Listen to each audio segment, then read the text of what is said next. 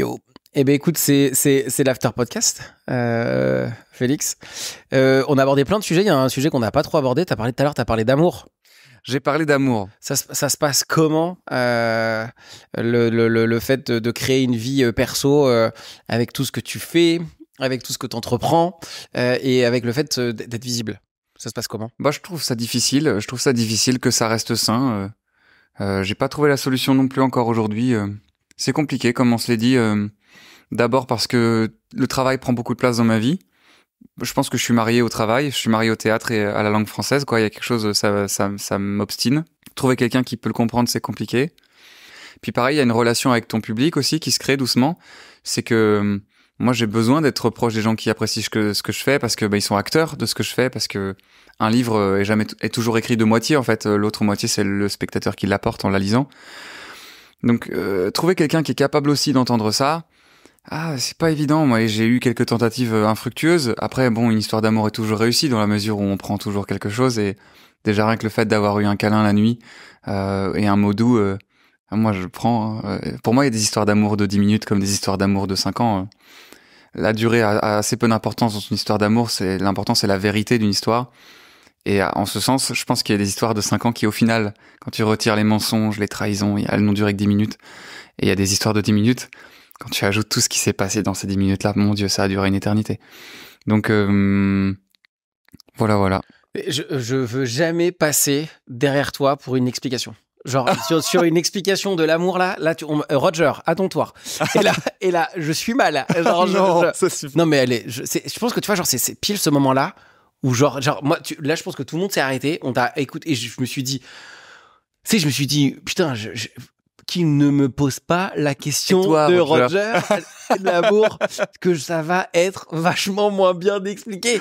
Non, mais ça qui est dingue, genre, vraiment, je pense que ce truc-là, et en fait, ce qui est rigolo, c'est que c'est quelque chose que j'aurais jamais su expliquer, mais quand tu le dis, genre, ça paraît évident, genre, et je pense que tout le monde, à ce moment-là, quand tu l'écoutes, tu te dis, mais ouais, en fait, j'ai eu des histoires de 2-3 ans, qui pour de vrai étaient des histoires d'un mois d'amour pour de vrai et qui finalement ont traîné et sont putain, je trouve ça absolument génial parce que moi l'amour, je crois que c'est pas moi qui ça vient pas du tout de moi de ça, mais le mot je t'aime, ça venait, je me rappelle plus, faudrait que je retrouve la source, mais, ou en tout cas la personne je t'aime, qui ils disent que en tout cas c'est la personne dont c'est la ref, elle dit je t'aime, c'est hyper égoïste, ça veut dire j'aime la personne que je suis quand je suis avec toi. Et moi, ce mot, genre sur le je t'aime, j'aime beaucoup cette définition de. En fait, je t'aime, c'est très égoïste. C'est pour ça que je peux t'aimer maintenant, mais je peux te détester dans 10 minutes. Parce qu'en fait, la personne que je suis maintenant avec toi, je n'aime pas cette personne que je suis quand je suis avec toi. Et il y a ce truc de ce rapport à l'autre dans le fait de créer ou d'avoir de l'amour. Ou c'est-à-dire, en fait, finalement, je me sens bien. Je me sens bien la plupart du temps avec toi, et j'aime la personne que je suis quand je suis avec toi, et que c'est très égoïste l'amour, en tout cas le je t'aime, on rentre dans un truc un peu philosophique là pour le coup, mais c'est intéressant. J'ai jamais vécu le je t'aime comme comme quelque chose de, c'était toujours projeté vers l'autre. C'est intéressant. J'aimais bien ce truc de dire en fait c'est toi qui le dis, mais en fait c'est à toi que ça revient tout de suite, en fait c'est quelque chose qui valide, mais en fait qui valide ce que toi t'es en le disant. Oui, après, tu vois, il y a le jeu, enfin, ça dépend parce qu'il y a plein de je t'aime. En fait, les mots, ce sont des valises, hein. Tu peux mettre ce que tu veux dedans. Donc, ça peut être, moi, je vois ça un peu comme, tu sais, il y a des récepteurs Bluetooth qui font tout.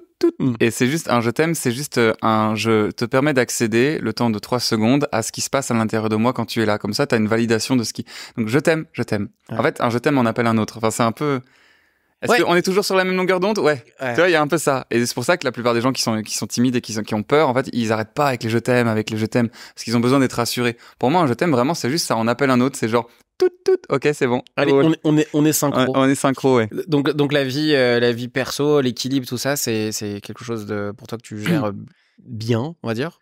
Je gère pas, je le gère. Ouais. Et je pense que déjà, rien que le fait de le gérer, c'est le gérer bien. Parce que peu importe comment tu fais ton histoire, si t'as les mains dans la gadoue, c'est que tu fais de ton mieux, déjà. Donc, j'ai pris à bras le corps le problème. Et j'en ai conscience. J'ai conscience qu'il y a des difficultés.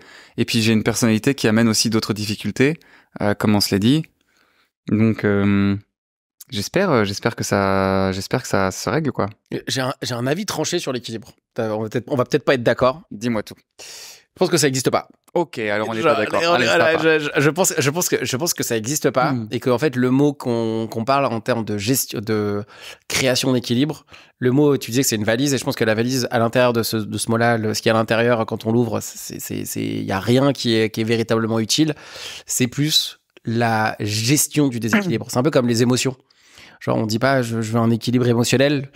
On dit je veux savoir bien gérer mes émotions. En tout cas, j'accepte et en fait, je veux le gérer. Et je pense que le mot je veux un équilibre, c'est en fait je veux savoir gérer mon déséquilibre plus que gérer mon équilibre, parce que c'est facile à gérer un équilibre pour de vrai. Je pense que le vrai terme approprié qui donnerait plus d'opportunités aux gens de créer un équilibre, c'est de se dire en fait c'est hyper déséquilibré tout le temps et qu'en fait faut apprendre à gérer ce déséquilibre pour arriver à quelque chose d'un peu stable. Donc pour moi, il n'y a pas d'équilibre, il y a juste une gestion du déséquilibre.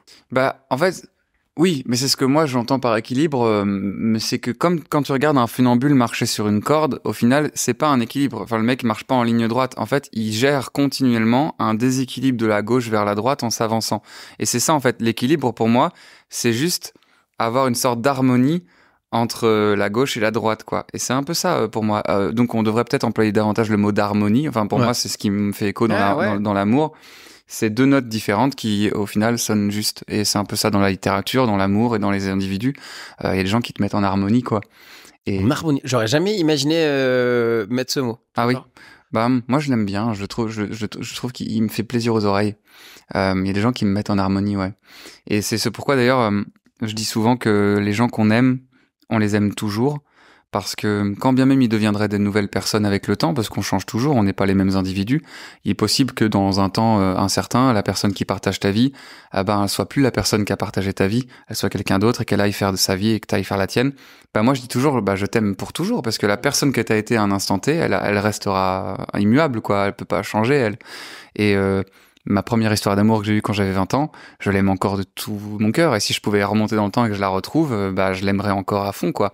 Heureusement, ce n'est pas possible, parce que si tu te retrouves avec toutes les personnes que t'as aimées en même temps, t'es dans la merde, mais... ça existe, mais dans d'autres contextes, quoi. Genre... mais ouais. La lumière va se tamiser. La lumière se tamiser, il y a des miroirs au plafond, attention, quoi. Mais ouais, est-ce qu'il y a potentiellement un sujet, toi, qui te tient à cœur qu'on n'a pas abordé? En tout cas, un sujet, une idée, une citation qui te ferait plaisir ou Oh là là, c'est compliqué comme question. Ouais, je sais. Tu te lâches, tu balances tout, des trucs, on verra bien, on verra ce qui je sais pas. Comment est-ce que toi tu vis l'idée de la mort imminente? C'est une excellente question que je me pose quasiment pas. Dans les grands thèmes, mais... et que dans laquelle je commence à penser un tout petit peu plus depuis pas très longtemps. J'y ai jamais vraiment pensé, jamais. Mais j'ai pas de rapport avec la mort, bizarrement. J'ai aucun rapport de je me sens pas bien, je me sens bien, je sais que ça existe. C'est là. J'y ai été confronté relativement jeune. Mon père est décédé quand j'étais plus jeune, quand j'avais 18 ans. Je l'ai vu dans mon salon mort. Donc en fait, forcément, je sais ce que c'est la mort. Mais bizarrement, je pense que c'est une sorte d'inconscience. C'est comme si je me dis, je suis dans la bonne époque pour que potentiellement je ne sois pas confronté à ce problème. Bizarrement. C'est totalement utopique et c'est totalement, ça part vraiment loin dans le truc, mais je me dis, peut-être, en fait, il est possible que je ne sois pas confronté à ce problème si les choses vont dans une bonne direction. Ce qui est une fuite, en fait, pour de vrai sur le sujet, qui est une véritable fuite. Mais je suis pas triste à l'idée d'y penser. Si je vais même plus loin, si on rentre dans cette idée, dans cette petite psychanalyse, je me fais des petits scénarios catastrophes qui font que je me dis, qu'est-ce qui se passe derrière? Il y a beaucoup de gens avec qui on bosse et de temps en temps qui disent, moi, si mes enfants meurent, si ma femme meurt, si mon mari meurt, c'est la fin pour moi. Genre, je le supporterai pas. Mais en fait, moi, mentalement, je sais que je supporterai. Genre, ce sera excessivement dur. En fait, c'est comme si je m'étais déjà fait les scénarios à l'avance et que je sais que je suis en mesure de... Et en fait, c'est presque... Je dirais pas que c'est pas grave, mais que malheureusement, s'il y a bien un truc... Il y a une phrase de... C'est moi qui parle beaucoup pour le coup, là. Il y a une phrase qui est cool, que je dis souvent, que c'est « Il y a qu'un truc qui change pas, c'est le changement. » Et en fait, il y a qu'un seul truc qui contredit cette phrase, c'est qu'il y a un début, il y a une fin et qu'il y a une mort. Ce qui est très bizarre, parce qu'il y a bien un truc qui change pas, c'est la mort. Si on rentre dans un truc un peu philosophique, il y a cette seule chose qui ne change pas, c'est le fait que il y a une fin, en tout cas, c'est ce qu'on perçoit. Donc en fait, un peu fataliste ou un peu genre en fait c'est la règle du jeu et en fait finalement pourquoi s'inquiéter quand la seule chose qui finalement ne change pas, c'est que à la fin ça s'arrête. Je veux pas parler après toi, Roger. Alors, arrête, elle est très bonne. Elle est très bonne. Mais je pourrais voir ces questions, je sais pas ce que ça, on pourra en discuter en tout cas. Ou toi, qu'est-ce que t'en penses? Oui. Alors moi, j'ai un rapport à la mort différent, mais je pense à plein de choses quand t'as parlé, mon Dieu. Je pense que la perception de la mort change pour le coup. Si la mort bouge pas, ta perception et ton placement vis-à-vis d'elle change toujours. Je pense que le véritable visage de la mort, je pense, c'est l'oubli. Au début, j'étais très peureux vis-à-vis de la mort, quoi. Et puis après, j'ai eu beaucoup de peur vis-à-vis de l'idée d'être oublié, parce que tu peux très bien quitter la partie puis espérer que ça reste, quoi. Quand j'étais gamin, je me disais un peu la même chose. Je me disais, Inch'Allah, le temps que je grandisse, on va trouver un remède. Ouais. Et je me crèverai pas et ce sera formidable. Et puis après, j'ai regardé les travaux sur les trous noirs. Où on disait que même les trous noirs s'évaporaient, tu sais, avec le rayonnement. Et ce qui fait qu'en fait, au bout d'un moment, la Terre, elle va finir par se faire dévorer par un trou noir, et le trou noir qui l'a dévoré va finir par disparaître. Donc, quand bien même on trouverait une solution, on va se faire baiser par les trous noirs. Oh putain. Donc la mort me semble inévitable, quoi. Ok. Et ça me stresse un peu. J'ai un peu peur. Pareil, j'ai été confronté très rapidement à la mort de visu avec la maladie de ma petite sœur qui a plané sur mon enfance, avec ma grand-mère qui est morte dans le salon devant moi. Qui pas l'air d'être dans une position confortable. J'ai pas encore réglé le problème, moi. C'est pour ça que j'étais curieux d'avoir ta réponse. C'est quelque chose qui me paraît quand même omniscient. Et tout le monde s'y place différemment, quoi. Je pense qu'on va terminer sur la mort. La mort sera la mort, quoi. On va terminer là-dessus. Est-ce qu'il y a eu un dernier mot? Un dernier... attends, c'est fini, c'est la mort. Après la mort... Est-ce que t'as autre chose? Sinon, blague à part, est-ce que t'as un sujet que tu voulais aborder? Non, je retiens pas plus longtemps. Merci beaucoup. Ah, mais non, mais tu ne retiens pas. Ça continue là. Normalement, ça continue après là. Ah, ça continue encore après? C'est toi qui as dit que t'avais un sujet. Tu voulais boire des bières, c'est ça? Ah oui, j'ai envie de boire des bières, c'est vrai. Waouh, affiché.